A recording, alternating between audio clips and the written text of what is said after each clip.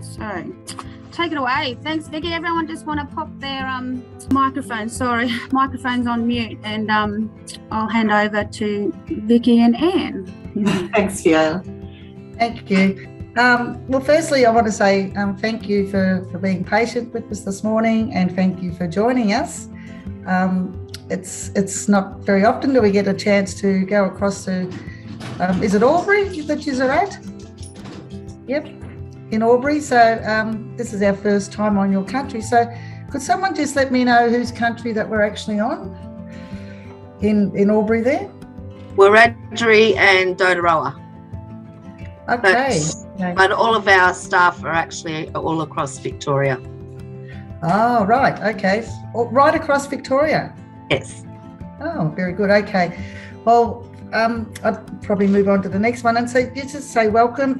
Today we've got myself and Annie. Annie, do you just want to give us a brief little bit of your story and your connection to Jira? Okay, thanks very much. Good morning, good afternoon, everyone. My name's Anne Bambrook. I'm a non-Aboriginal woman, a teacher, high school teacher.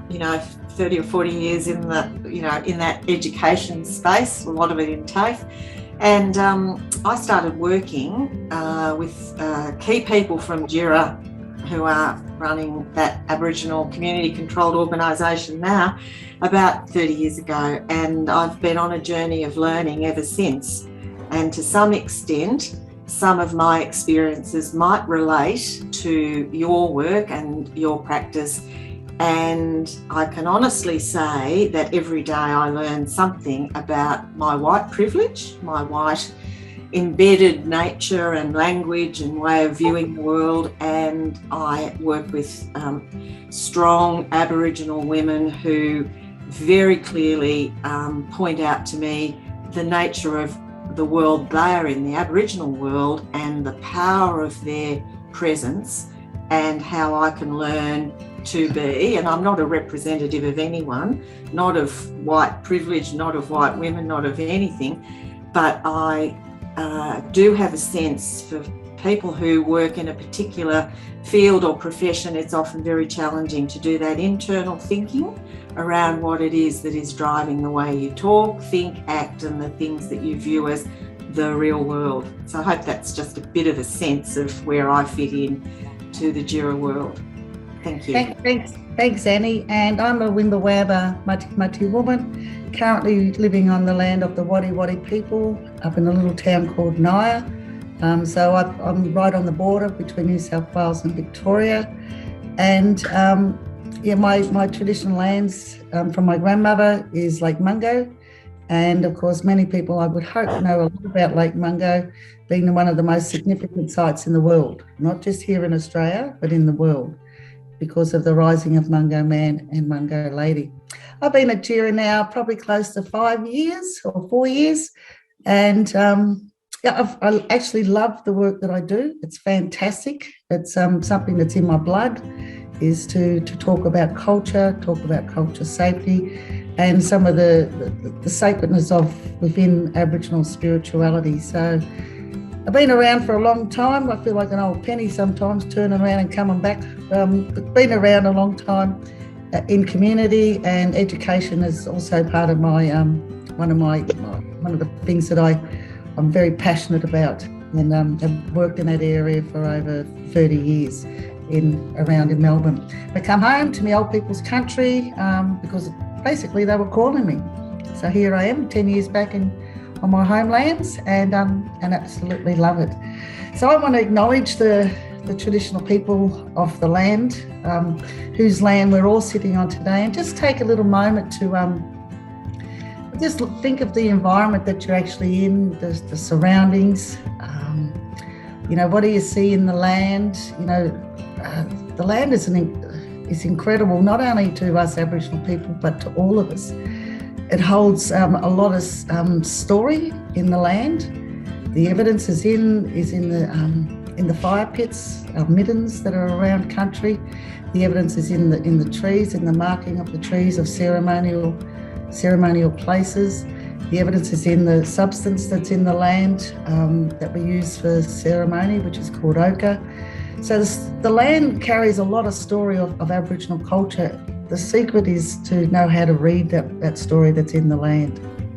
So I acknowledge the sacred lands and our ancestors who cared for this country for at least 60,000 years, held a deep spirituality or spiritual connection to the land, and of course to the waterways as well, and the protection of all that have been created by the Creator for all of us. Our law is that we are equal in the whole of creation, and Aboriginal people have never seen themselves as superior in this land because we are part of the whole of creation. So I'd like to ask Fiona now just to give a brief little story about, well, not so much story, a few words about why we're here together today. Hi Vicki, we actually changed that plan on you also, and Virginia is going to speak. Oh, good. Yeah, so I'll hand it over to Virginia if you want to take it away. Thank you. Did I miss that email? Okay, came today, did it? Thank you, Fiona.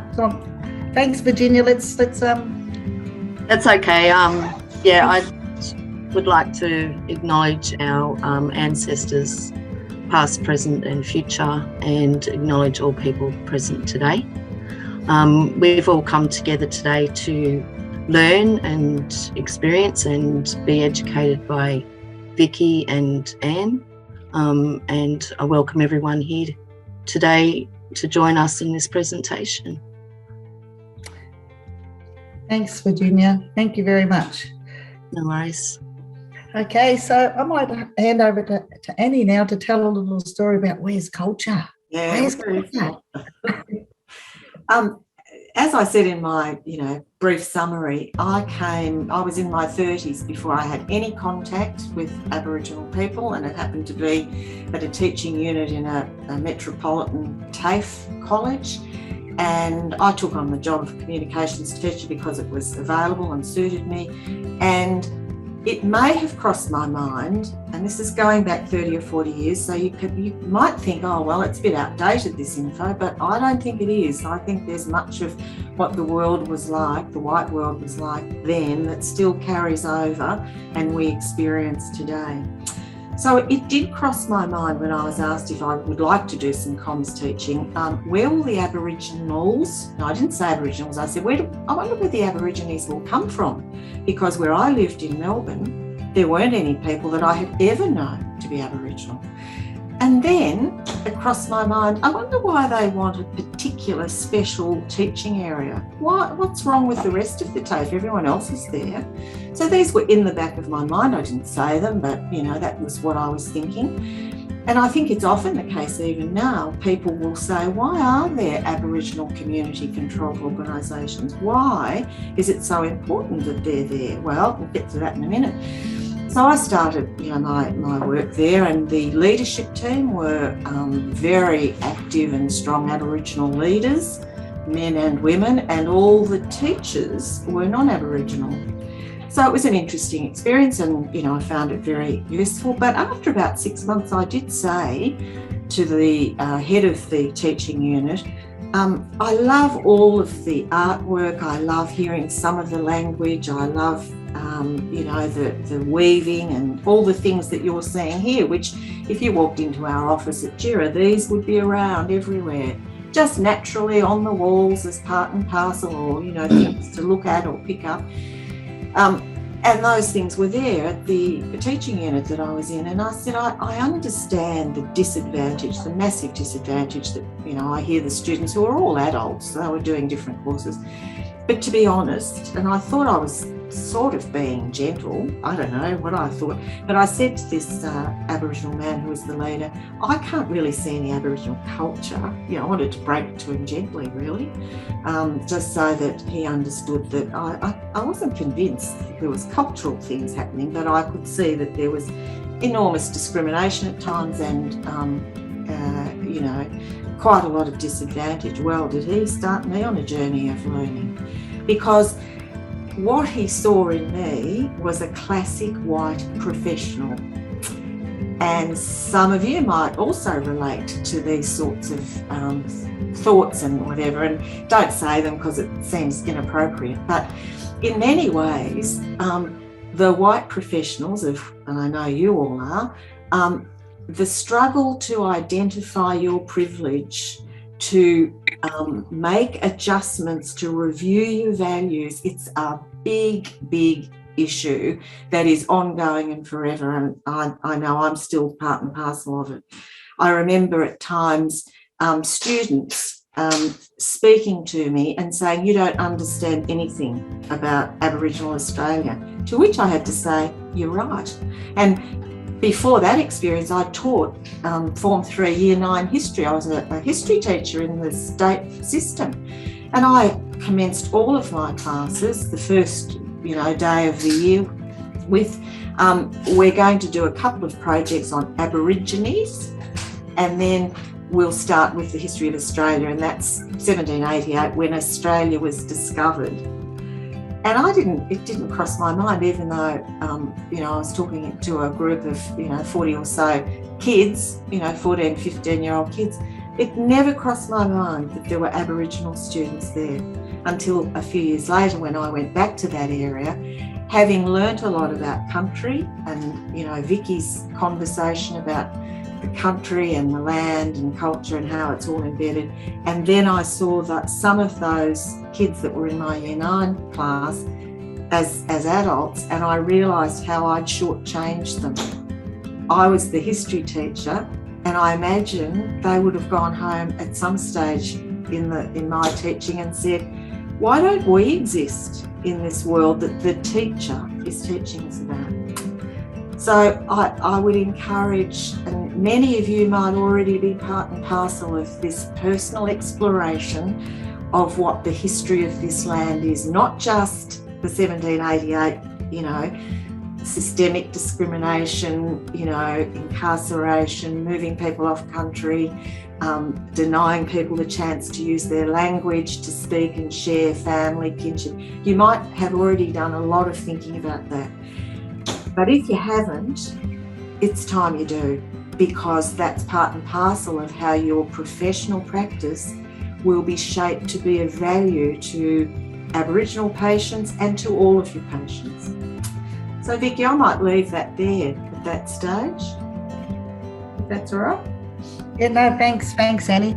And just wanted to say this on the screen here, we've got when you walk into Jira in Abbotsford, their office in Abbotsford, this is the sort of things that you actually, your first step you take into the office is this is what the surroundings look like. You've got everything that represents women, and I just love the wording that's that's splashed on the main back wall in the KWP spaces. Cultural safety, integrity, courage, sacred knowledge, resilience, trust and dignity. And you'll see everywhere, that's Jira's brand. Sharing stories and finding solutions. Strong voices, our cultural way. How deadly is that?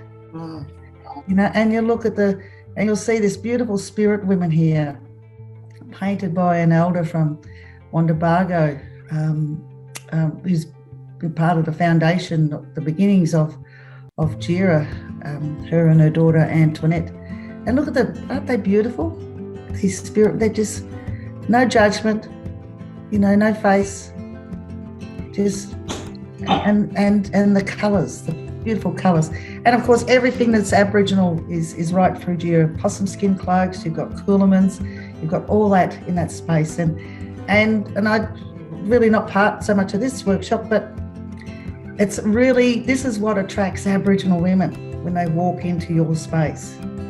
They immediately connect to anything that you've got on your walls that's Aboriginal. It could be a NAIDOC poster. It could be a poster for reconciliation or Aboriginal art from the local people and from the area where your offices are. This really attracts it, but be careful it's not window dressing. What you see when you walk in also needs to be what you feel and what your experience is when you're sitting with an Aboriginal person as well. Very, very important. So I'm just going to hand back to you now, Annie. Yes. Go to the next slide when it wants to. And we're just going to have a bit of a conversation now, or Annie is, with a couple of these I call them cards, they're probably tiles, with some of the key do's and don'ts when you're connecting with or working with Aboriginal people, especially Aboriginal women. Thanks, Vicki.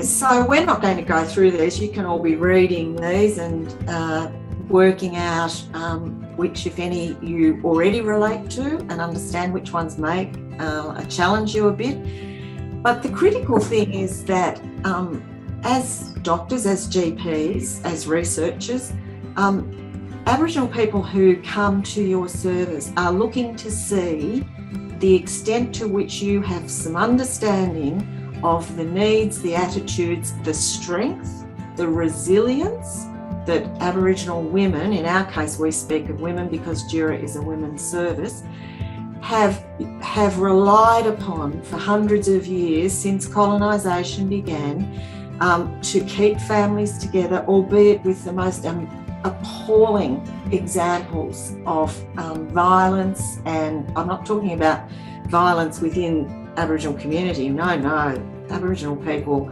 are not a violent people, but they have been the subject of great violence over the time that white Australia has been in existence. So if we had a lot of time, we'd talk about a lot of these things, but with just half an hour left to go, I'll pick up 2 or 3 that I think are really useful for you to think about as you're working with patients. And then you might want to ask some questions of the others if you want to, if we've got a bit more time. So one of the things that I'd be aware of, number 1 here, avoid using the word Indigenous. It's preferable to use the term Aboriginal and Torres Strait Islander peoples in full in your organisational documents and materials. And we say Aboriginal and Torres Strait Islander peoples because we know that there are hundreds of nations, Aboriginal nations, country, around this land mass called Australia, and including the Torres Strait.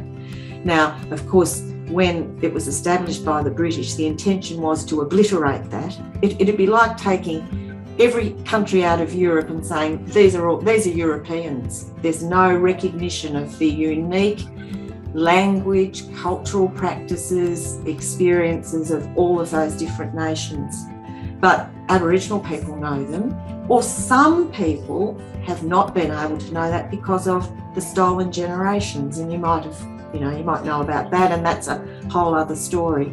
But it's very important to see the individuality of the person in front of you as well as the cultural connection that's there. And if you can't see that, there's a barrier that will often be there between you and what you want for your patient.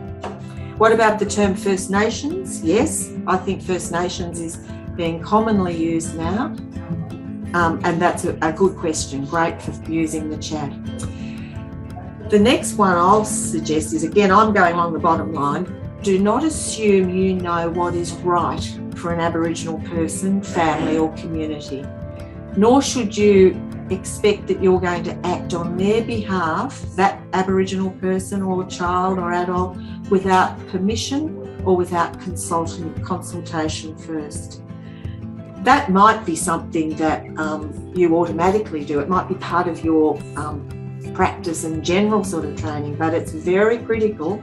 Aboriginal people have been subject to overpowering white systems, white specialists, white experts, white professionals. And I'm using the term white because it's an easier way of doing that, binary world, which it's not. But so be very, very conscious. This is our tip. If it's something that you relate to, you'll use it.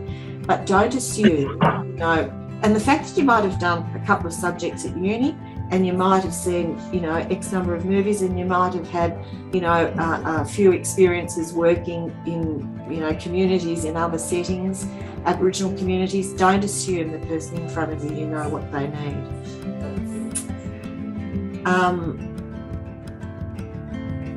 What else? I was going to use I'll just do one up in the second row, Vic. Yeah. Be very aware that Aboriginality is not, never will be or has been defined by skin colour or where someone lives. That's a common misconception that is still maintained in media, in the minds of people, in the expectations. Where there's a dominant culture, it takes over the air and space. And so for Aboriginal people, who are a smaller population, the First Nations of this land, there's a whole history around how skin colour relates to Aboriginality. But I'm sure Vicki will confirm the Aboriginality sits within your DNA, in your heart, in your spirit. Yeah. All right, now, just while we've got a couple of minutes, would anyone like to ask any questions about any of these, or comment, or agree with them, or say, oh, yes, I do understand that? Anything there that we've used? Any comments? It was great, the person who popped in, what about First Nations? That's very useful. No? Do you want to go on, Vicki, and do the next slide, and that might generate a bit more or some conversation. I know it's hard when we're on these funny Zoom situations to feel like you want to do easy talking. Okay, thanks, Annie. So the other thing we wanted to share with you today is about language, and it's pretty historical, really, when you think about it. Because I'm looking at all the women here at MCCC, and it's great to see you there, Nellie Flagg, a good friend of MCCC. It's nice that you've joined us today. But it is quite historical, the language, when referring to Aboriginal people, because it comes from Nan and Pop, Mum and Dad, Uncle and Auntie, and you all grew up as kids listening to this sort of stuff on the TV. TV's changed a lot these days.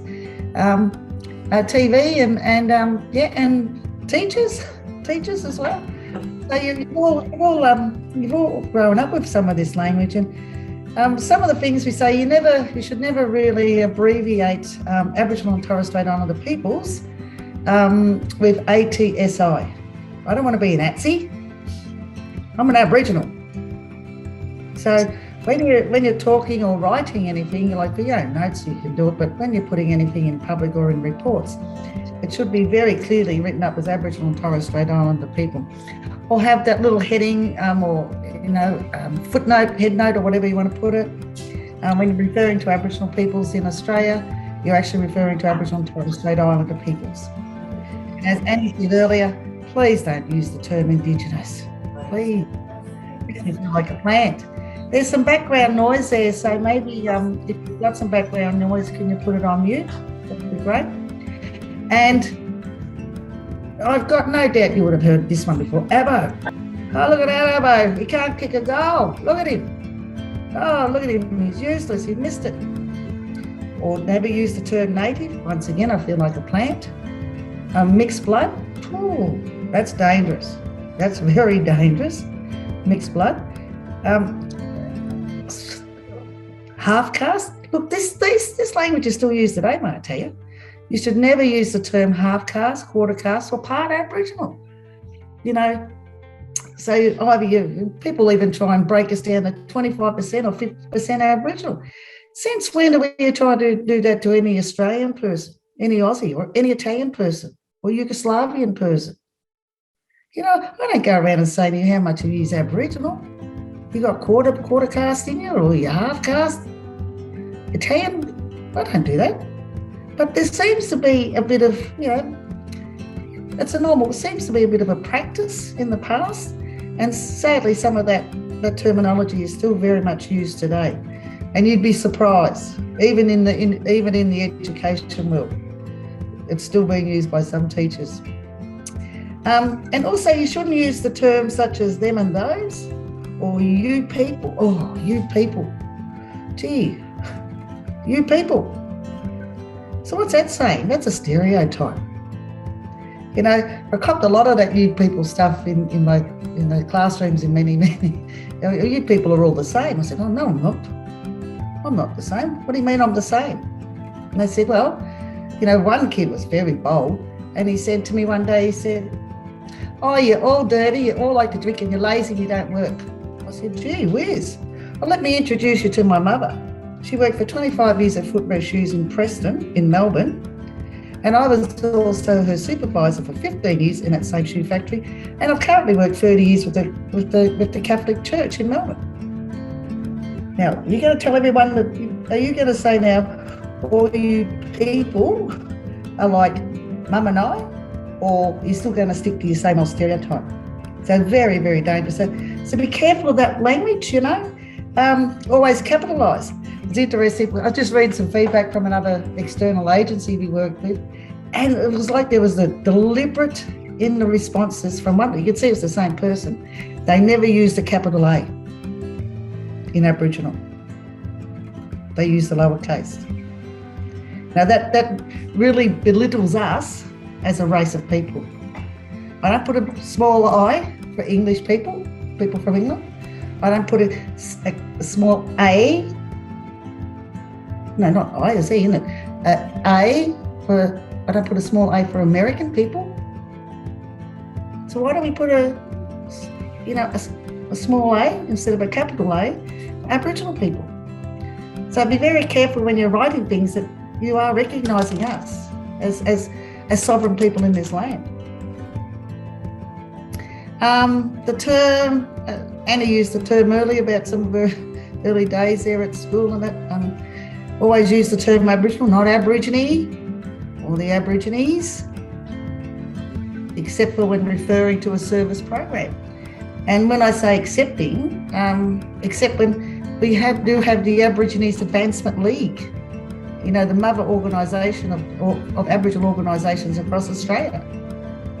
And they still use the term because that's what they were incorporated under. And it's a reminder of those days. And I think, Eddie, you've already referred to this. You don't look Aboriginal.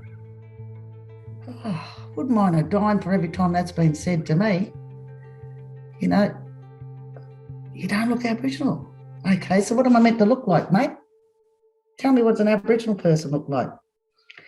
Oh, well, you know, dark skin, big nose, big broad nose, curly hair. Well, I had curly hair back then. And, but you don't look, how's my grannies going to grow up? Oh, my grannies are quite dark, actually. But, you know, we've got one there, the little one, he's 8 months old, and he's quite fair. Same mum and dad. He's going to go through school and say, oh, you don't look Aboriginal. So this poor little boy, this little grandson of mine, is going to figure that the other two aren't his brothers and sisters because he don't look Aboriginal. But he knows here that he's black fella. He knows, because I told him so, and so does his mum and dad. So be very careful about language. It's really, really important. And sadly, many of you have grown up with that language, and that's where it's actually come from, historically, from the homes and the sporting fields and workplaces, and you know, in every part of your life, really, that language has been around. So I'm going to hand over to you now, Annie, just to tell us a little bit about the incredible work that Jira does on a day-to-day basis, and yeah, because that's what we're looking at now is actually quite an incredible, when you look at the beginnings of Jira, when you look at the beginnings, that pie, or those, or mandarin we call it, the mandarin didn't have all that, but today they've, 20 years on, this is what Jira is today. So I'll hand over to you, Annie, because you've been there since the beginning too. Have to unmute. Thanks very much, Vicki. So Djirra is a Wurrung word for the reed that women used to use and still use to weave all the sort of things that might be useful in their society and community. It's a marvellous thing for Jira as an Aboriginal community-controlled organisation, often the acronym ACO is used, to be able to recognise that we've got cultural imagery around what our name is. Our name represents the weaving as women did for centuries and centuries and centuries, during which time women would talk, would discuss any of the issues, enjoy, laugh and whatever, and usually come up with solutions for the community issues or whatever the matters were. So Jira has that overlay of cultural meaning just in its name and then in its actions. Jira started off 20 years ago, this is our anniversary, so we're having a party later in the year, started off as a legal service primarily, and our legal service is still, very strong. And, do you think it's mine? You can't mute because you're talking. I can't mute because I'm talking. I can't tell the CEO to stop speaking. I'll keep trying. So we started as a legal service because Aboriginal women recognised and knew in their hearts and in their lives that there was no place they could go to where women would be there to provide that safety and to give them the environment, the nurture and the professional services they needed for many legal matters: child protection, intervention orders, VOCAT, a range of family violence matters, all of which were part and parcel of the lives of women because of their immersion in a colonised world. Not part of Aboriginal experience, but in the broader world in which Aboriginal women had been dispersed and, came together to say, we've got to do something about this. So Jira was established 20 years ago. The legal service is very strong. We've got our head office in Melbourne and 7 other services around Victoria, and our aim, of course, is to provide strong, culturally safe, self-determined services for Aboriginal women who want some things in their life to change and want to be on that journey or in that world where other Aboriginal women know what they're dealing with. And when we talk about cultural safety and the role in which your practices might play a part, you can't provide that security that women feel when they walk into a Jira office for a service, because you won't have the Aboriginal women staff there to support them. But you can do some things to heighten and strengthen cultural safety in your wide organisations. And that's something that is part of your journey, your commitment, your learning, and your obligation as professionals and as citizens. So we've got legal services. We have case management services and provide flexible support packages for women who are in need. That's a family violence specific service. Not all of our services relate to family violence, but it's a strong part of the originating development of our service. Aboriginal women sit at the front of that, in the centre of our work. We run early intervention and prevention, EIP programs, workshops out in the community. Those acronyms, Sisters Day Out, Young Love, Dilly Bag, are all about providing women of all ages, of all experiences, with the opportunity to come together, explore their strength and support each other, but also access the services that they want. If they're in a family violence setting, then they want particular services. If they're in other settings, they might be homeless, there's a lot of poverty, there are a lot of complex issues that women deal with, not all sitting with family violence, but often family violence is an underpinning. And one of the things that is Jira's strong commitment is policy and advocacy, because we don't want to be a service that just endlessly goes on seeing women facing the complexities of the violence in lives and the circumstances they're in without saying, change it, change the system, get rid of the systemic incarceration, advocate for women to be strong and free. Don't build more prisons, don't provide programs in prisons so Aboriginal women will feel more comfortable in there. Don't put them in the prisons. 90% of the Aboriginal women who are in prisons are mothers. And we know at the moment there's a high-level coronial inquest at the moment into the death of a woman quite recently, in the time frame. A woman who was in prison for a whole raft of minor offences, but in the playing out of that, she died. And so now we're witnessing how those circumstances arose.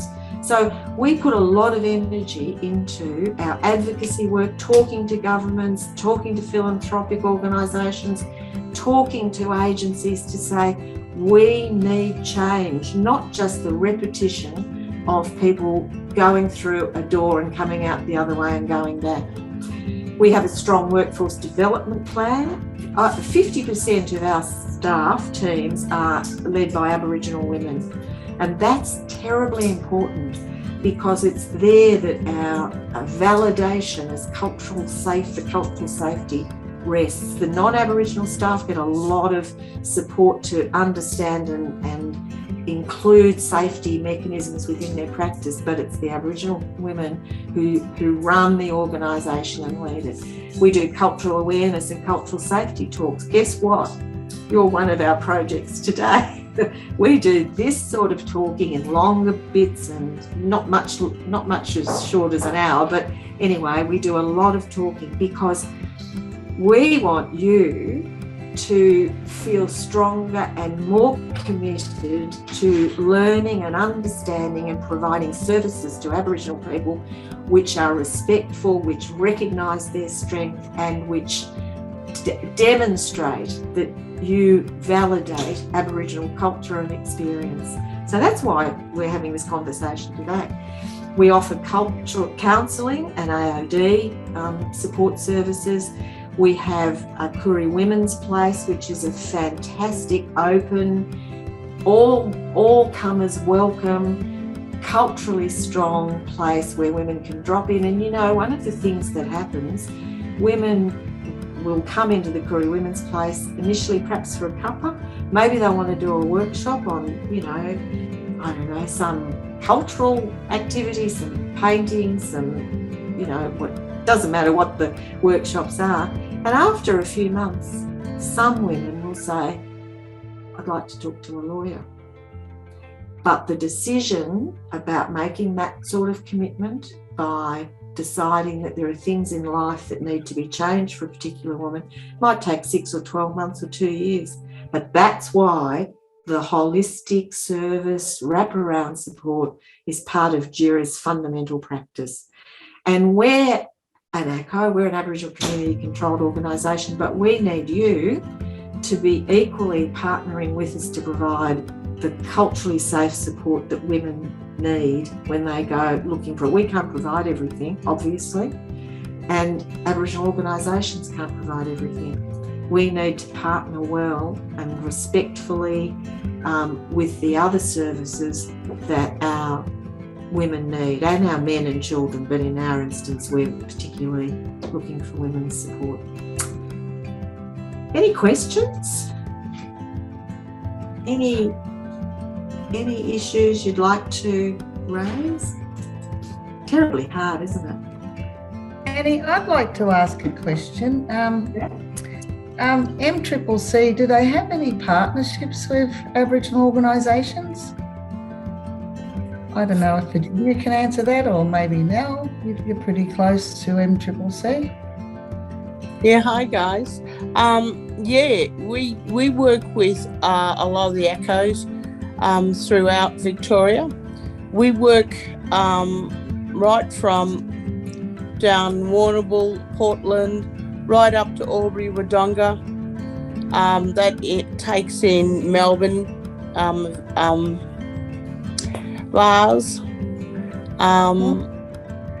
So we do all of those organisations, and we do have networks with other Aboriginal organisations throughout Victoria that I'm generally connected to, or know, or if we feel that we need to have some sort of network with them, then generally we contact them. Fantastic. And has that been easy now for a mainstream organisation to make those connections with the ACOs? Well, if it wasn't for the Aboriginal people that they've got working within the organisation, it would have been much more difficult. Yeah, okay. But prior to me coming on board, and this is over 7 years ago, Jade Johnson was the ALO there, yep. And he brought me in because we were doing, I was working for doing some couple of days or one day, or back in those days they'd call me in when they needed some cultural education awareness, so I came in and did that. So the real key is the having Aboriginal staff as gatekeepers. Well, it is, and I think that happens, across the board with a lot of organisations. If it wasn't for the Aboriginal person, and it's I was going to say, being the key to open those doors for the organisation, it'd be very difficult for them to be a part of that, because they don't know the organisation, they don't know, vice versa. The Aboriginal community don't know what MCCC has got to offer. But, what we're trying to, certainly is trying to do is improve Aboriginal health. And to do that, we need for the registers that come through MCCC to have a good knowledge of Aboriginal culture, and exactly what you guys have been talking about, what not to say, what not to do, those sorts of things. When we have workshops, we get together, thank God we're back face to face instead of these Zoom meetings, and we talk to the registers about, it doesn't matter what, if you've got a question, you can say it to me, and don't be afraid of how you're going to ask it, because if you offend me, I can correct you. I would rather you offend me than you go out into our community and you offend Aboriginal people out there, because that will have a ripple effect in that community. And what it will do is that ripple that goes out in the community will tell the community that, don't go down to that doctor down there, because, they're racist, they're not educated, they don't know how to talk and work with Aboriginal people. And so those are the sort of things that we address with them.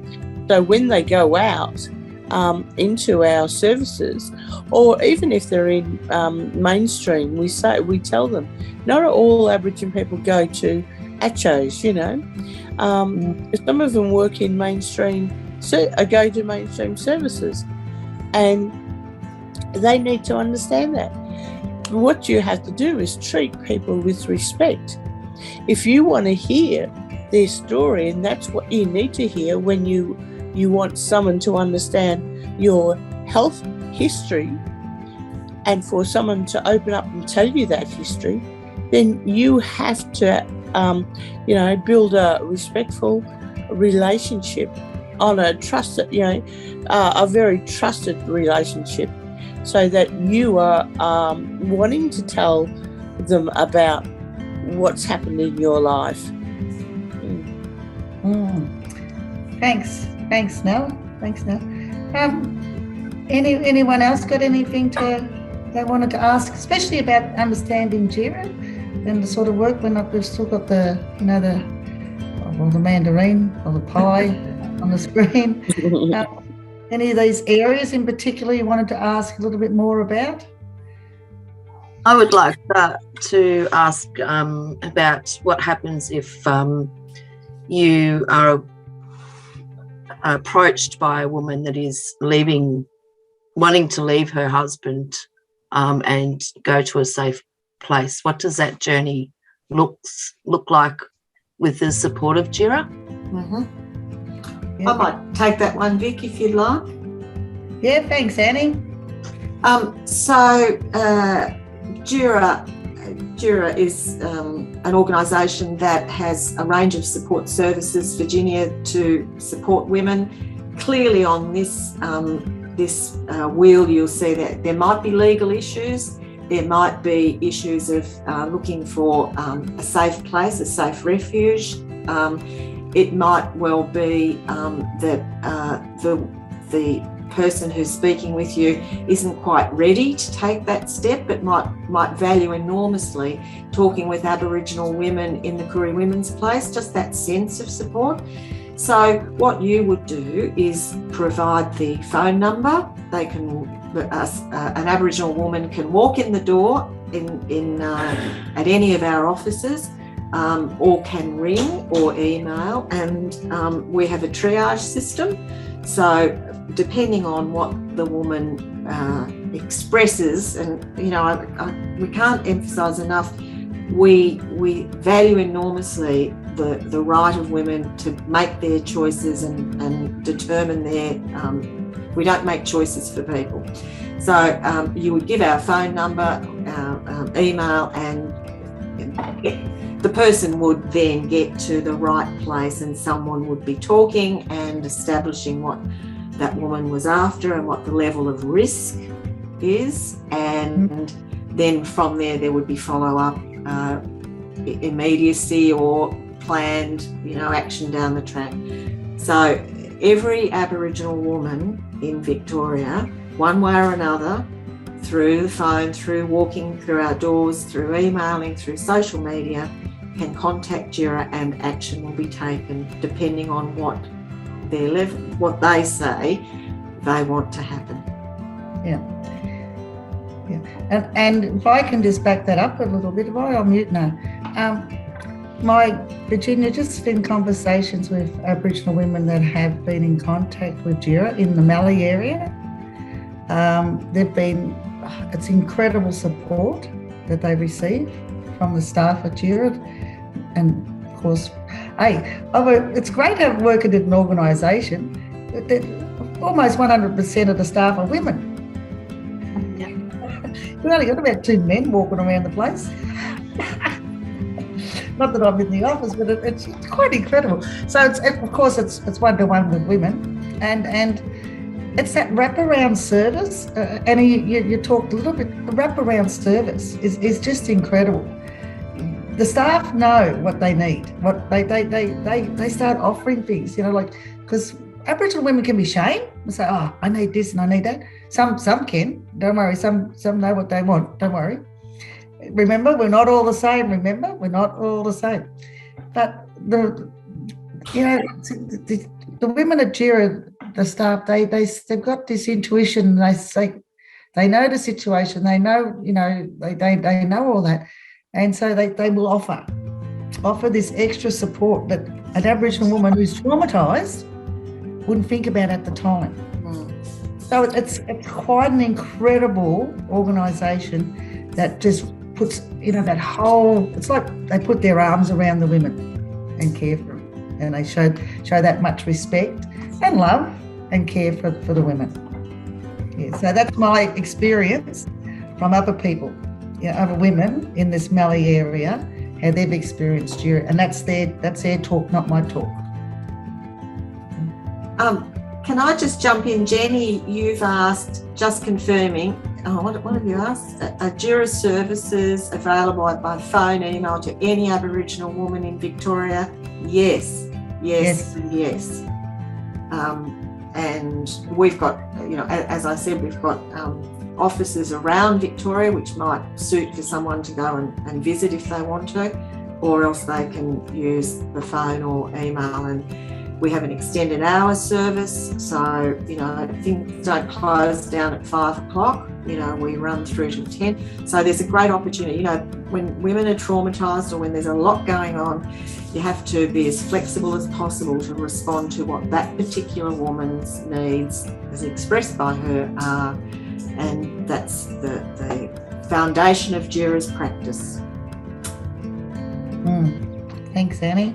Thanks, Jenny. You're good for asking questions. Yeah, there was another question in the chat from Jenny about refuge and stuff. Do you guys want to touch on that a little bit, or is there an emergency refuge? Or well, yeah, I mean, there are a combination of things. You know, a woman who's in urgent need, if she rings Jira, and, you know, the conversation, the triage happens, you know, what's the situation, whatever, it might well be that the best thing to do at that situation is to connect the woman to safe steps where there are refuges around Victoria.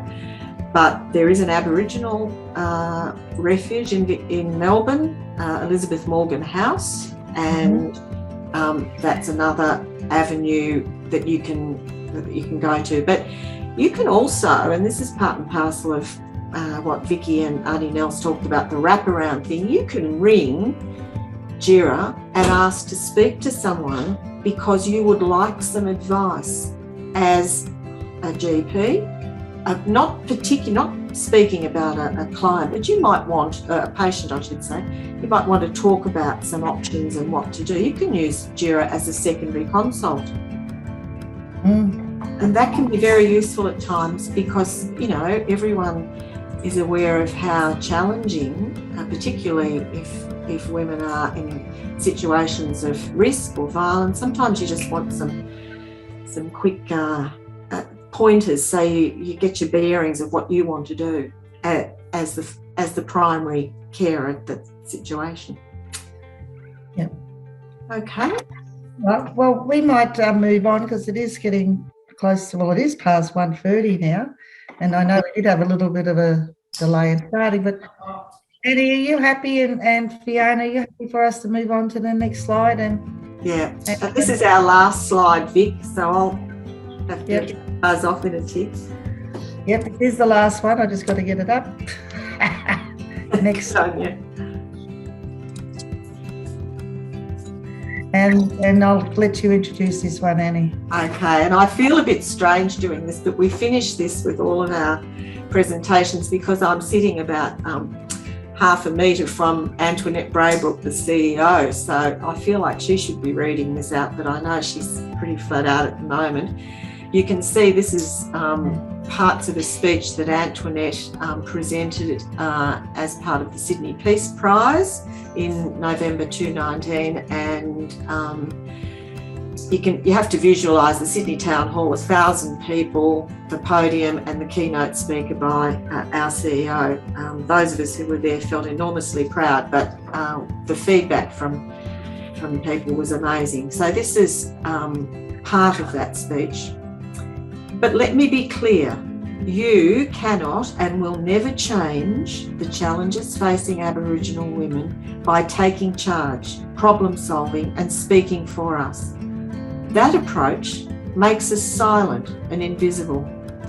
You can be a real ally, stand beside us, not in front of us, not over us, support our women, communities and Jira by understanding that self-determination for Aboriginal and Torres Strait Islander women and peoples is the only true, honourable and valid way forward. And if that's the only thing you take away from today, then that's a really important practice for you to have in mind as you work with your patients. Yeah. So I've got to go now too, but thank you very much. All right, well, thank you, Annie. Thanks, MCCC, for all the stuff. Very much.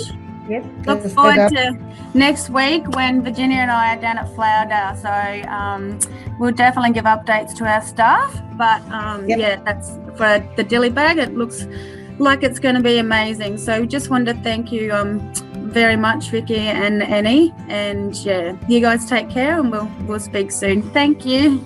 Thank you. Bye, everyone. See you later. Bye. Bye.